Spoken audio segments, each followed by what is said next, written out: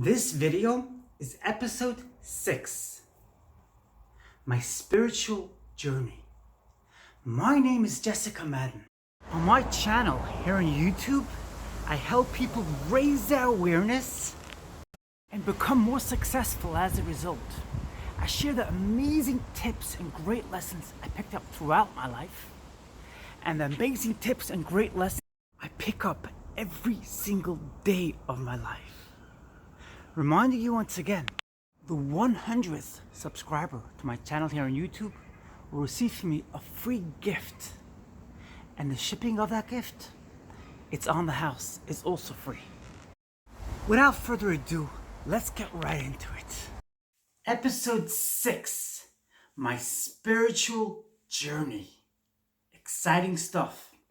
It's worth staying around to watch this video until the very end, because I'm going to ask a question which I'm going to answer tomorrow. You don't reap your fruits the same day you plant the seed. What does that mean? What does that actually mean? I will explain. When I began this spiritual journey, I expected everything to fall in place right away. I expected to forgive everybody in my life. I expected to be happy on the same day I started the spiritual journey. I saw other people who were in the spiritual journeys, and they all seemed to be happy and to be abundant and plentiful. So why couldn't that happen to me as well? Until I realized, when they explained what they had gone through on the very beginning of their spiritual journey, I understood, oh, okay. It takes work and there's some setbacks. You can't jump into it. There's no such thing as jumping into anything. It takes work, it takes effort, and as I always say, it takes work and effort, but not hard work and not hard effort. But eventually, the seed you planted starts sprouting and blossoming. What do I mean by that? I will explain what I mean by that soon. But first, let me say the parts of my spiritual journey which quite literally did change practically overnight, without any intent whatsoever. 2 parts of my spiritual journey changed me as a person overnight. I was shocked myself, and I still cannot put an explanation on it. It's exciting. What are the 2 parts of my spiritual journey which changed overnight?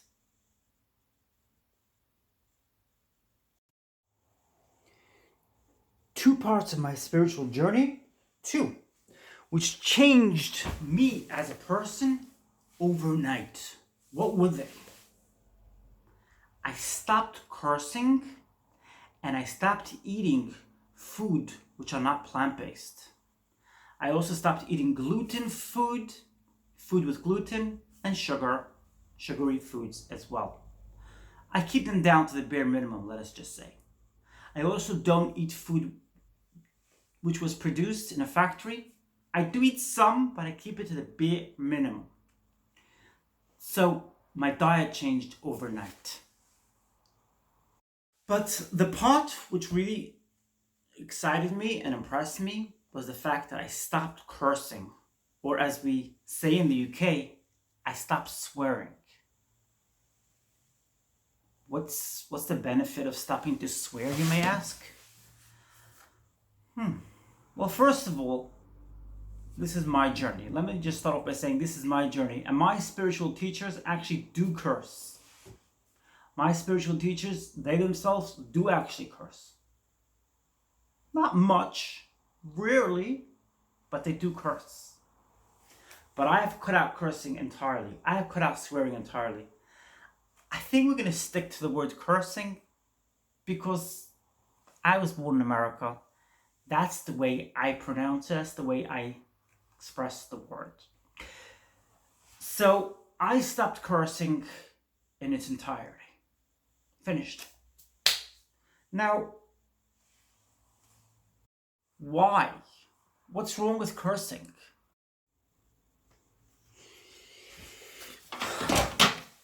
Well, actually, I have no issue with cursing. Nothing against people who curse. And I don't actually find something solidly wrong with cursing. But I found that when I curse, I'm not defining and validating myself from within. When I cursed in the past, it was a means of validating myself. Today, because I'm on a spiritual path and I believe in reincarnation and I believe in the universe and God and all these higher beings, especially the source, which is God, I don't need to validate myself from within anymore. I have no need whatsoever to validate myself from within. And I don't need somebody else to validate me either. Often enough, I found that when I cursed, it was because I needed somebody else to understand me, to validate what I'm saying, and not to try to question me. It sort of correlates to what I discussed in previous videos on the topic of gaslighting. I sort of felt that people were kind of manipulating me psychologically, and I had to really find my source, my soul from within, to prove to them who I am, what my position is, what my thoughts are, so that they should understand me and not violate my boundaries. Today, I have sealed and defined my boundaries. People don't violate my boundaries anymore. People respect me, and they know that if they won't respect me, I won't play along with the game. I don't play along with that kind of game anymore. So I don't need to curse. I don't need to validate myself. And I don't even care if somebody else doesn't validate me. Next part of my spiritual journey, it's starting to take shape and take form. What? What do you mean by that, Jessica? What I mean by that is that I don't bear a grudge against others anymore. I understand that other people in my life are just another version of me. I've discussed this yesterday, for those of you who remember. Other people are just another version of ourselves. Other people push our boundaries if we have not sealed our boundaries properly, if we have not secured our boundaries properly. What does that mean? Other people are just another version of ourselves pushed out. What does that mean? I can't answer that question in its entirety. Aaron Doty quotes it from people like Bashar and other spiritual leaders, and I can't give you a definitive answer for the question. But I am beginning to understand what that actually means. I'm beginning to see that in my life, when I leave my boundaries open, people just walk right through them and take advantage of me. When I close those boundaries, people just reflect that accordingly. I'm learning that on the spiritual journey. It's part of my spiritual elevation. Because I've secured my boundaries, people don't walk right through those boundaries and violate my boundaries. That's what I'm beginning to see, but I can't answer the question in its entirety. And I've mentioned this a few times the last few days. You're probably getting tired of hearing it. I'm also getting tired of hearing it. But you know something? It's about internalizing it, because these things take internal effort. You gotta work from within. You gotta work from the subconscious mind. You need to repeat these mantras, these ideas, these topics, these concepts, and allow it to repeat and repeat and repeat and repeat until you fully secure your boundaries. I'm helping here people to raise their awareness and to become successful. Part of becoming successful is not being affected by others, is validating the self from within, being spiritual and validating the self from within, finding your spiritual path, whatever it may be. It doesn't have to be a spiritual path. It can be any path of self-definition, of self-validation.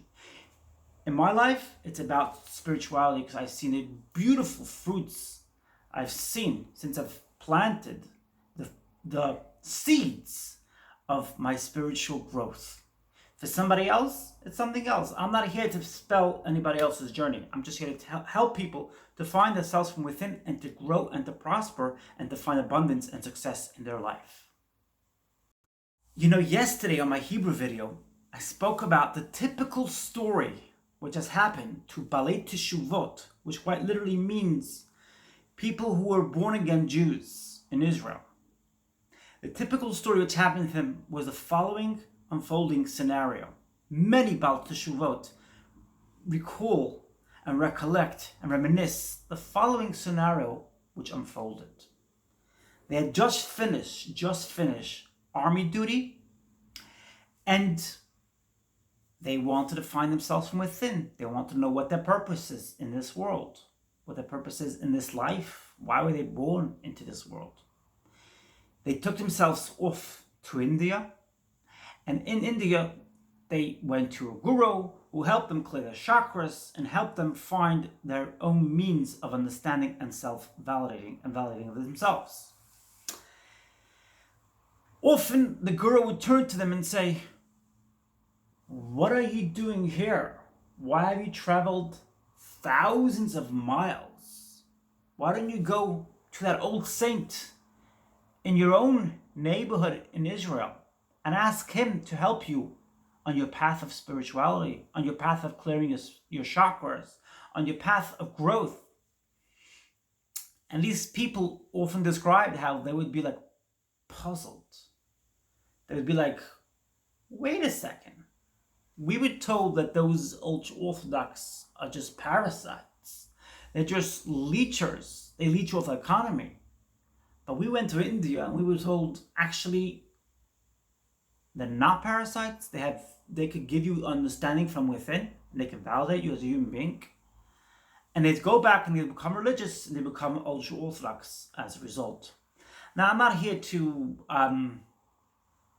suggest people become ultra-Orthodox. That's not that you need to find grounding within a framework of self-validity and not become fundamentalist from my perspective. Although I don't care if somebody wants to be ultra-Orthodox, it's perfectly fine with me. It's just not something I believe in or care for. It's just not me. But my point is that every single culture out there borrows from another culture. I've seen spiritual leaders start reading religious Jewish texts. I've seen Jewish leaders, Kabbalists, quoting exact same quotes as I heard from spiritual guides in India. And I've seen Indian guides also quoting Jewish texts, etc., etc. We're all interconnected. All our hearts are just one. That's something I learned on this spiritual journey. I've not fully absorbed it yet. I'm still repeating those mantras in my brain, hoping my brain will finally get it in there. But that's something I am beginning, that's the main part of this video, that I'm beginning to see this massive, massive energy within me, whereby I don't see others as separated from me anymore. I don't bear grudges against others anymore. I'm not negative towards others anymore. Actually, there were three things which automatically happened on my spiritual journey. I changed my diet, I stopped cursing, and I stopped looking at the news. Two things which happen like that automatically. So things do happen automatically, and they're very, very self-validating. Now, what's my bonus question? My last question of the day. Do you have to be a person who believes in God in order to be a spiritual person? What do you think? I'm leaving a question for you guys to think about. Tomorrow I'm going to give my answer to this question. That's my video today. If you liked it, press the like button. And please feel free to share away this video with your friends and family and acquaintances on social media. What do you think about my new style videos?